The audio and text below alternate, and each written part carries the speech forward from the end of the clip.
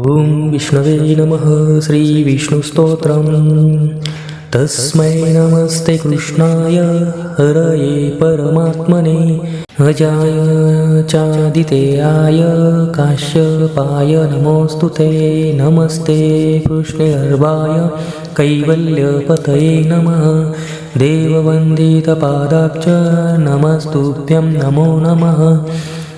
स्मृतातीर्नाशकानन्त देवपद्मविलोचन नमस्तुभ्यं नमस्तुभ्यं नमस्तुभ्यं नमो नमः। इदं ब्रह्माण्डमखिलं क्रीडागेन्दुकमेव ते नमस्तुभ्यं नमस्तुभ्यं नमस्तुभ्यं नमो नमः। निक्षिप्तोक्षिप्तविक्षिप्त प्रतिक्षिप्त वयं तथा नमस्तुभ्यं नमस्तुभ्यं नमस्तुभ्यं नमो नमः। विष्णो तव कृपायस्य परमानन्दवर्षिणी नमस्तुभ्यं नमस्तुभ्यं नमस्तुभ्यं नमो नमः। तपस्ते यस्य हृदयं भक्तिस्ते यस्य दर्शनं नमस्तुभ्यं नमस्तुभ्यं नमस्तुभ्यं नमो नमः। परमां निष्कलां सूक्ष्मं प्राप्य याश्चात्मनि स्थिता नमस्तुभ्यं नमस्तुभ्यं नमस्तुभ्यं नमो नमः। प्राणायामादिनिर्धूतकल्मषोऽयं समीक्षते नमस्तुभ्यं नमस्तुभ्यं नमस्तुभ्यं नमो नमः। चन्द्रादित्यो दृशो यस्य ब्रह्मणा यस्य वै मुखं नमस्तुभ्यं नमस्तुभ्यं नमस्तुभ्यं नमो नमः। निक्षिप्तक्षिप्तविक्षिप्त प्रतिक्षिप्त वयं पुनः नमस्तुभ्यं नमस्तुभ्यं नमस्तुभ्यं नमो नमः। अग्निर्यस्य मुखं चास्य कर्णो यस्य दिशो दश नमस्तुभ्यं नमस्तुभ्यं नमस्तुभ्यं नमो नमः।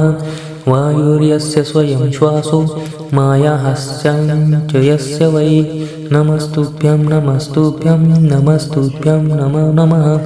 पृथ्वी यस्यासनं सत्यं लोको मुकुटमेव यत् नमस्तुभ्यं नमस्तुभ्यं नमस्तुभ्यं नमो नमः। दक्षिणाच्चोत्तरादिश्च भुजो यस्य महाबलो नमस्तुभ्यं नमस्तुभ्यं नमस्तुभ्यं नमो नमः।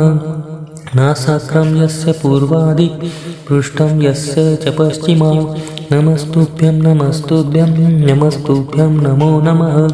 यस्याज्ञाकिरणो वायुर्सूर्यचन्द्रधराम्बुधा नमस्तुभ्यं नमस्तुभ्यं नमस्तुभ्यं नमो नमः। त्रैलोक्यलङ्कितं येन दुर्लङ्घ्याशासनेन वै नमस्तुभ्यं नमस्तुभ्यं नमस्तुभ्यं नमो नमः। यस्योदरस्थं सकलं त्रैलोक्यं भूर्भुवादिकं नमस्तुभ्यं नमस्तुभ्यं नमस्तुभ्यं नमो नमः। मुखबाहुरुपादेभ्यो वर्णयस्य बभूविरे नमस्तुभ्यं नमस्तुभ्यं नमस्तुभ्यं नमो नमः। मनश्चक्षुश्रुतित्वग्भो यस्य भुवंस्तथाश्रमा नमस्तुभ्यं नमस्तुभ्यं नमस्तुभ्यं नमो नमः। सहस्रशेषाय कुटसहस्राक्ष सहस्रपात् नमस्तुभ्यं नमस्तुभ्यं नमस्तुभ्यं नमो नमः।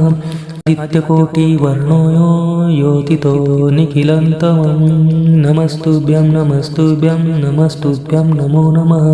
एक उर्वरितो यस्तु कल्पान्ते महति प्रभु नमस्तुभ्यं नमस्तुभ्यं नमस्तुभ्यं नमो नमः।